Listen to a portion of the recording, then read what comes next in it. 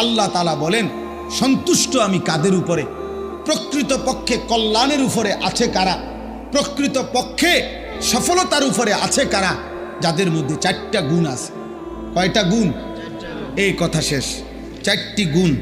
1 number, আল্লাহ তাআলা বলেন, ইন্নাল্লাযীনা হুম মিন খাশিয়াতি রাব্বিহিম মুশফিকুন, যারা সদা সর্বদা আমি আল্লাহর ভয়ে কাঁপতে থাকে, যাদের অন্তর আল্লাহর ভয়ে প্রকম্পিত, যাদের অন্তর আল্লাহর ভয়ে কাঁপে, আল্লাহ বলেন তারাই মূলত কল্যাণের উপরে, তারাই মূলত খায়রের উপরে, তারাই মূলত সফলতার উপরে আছে।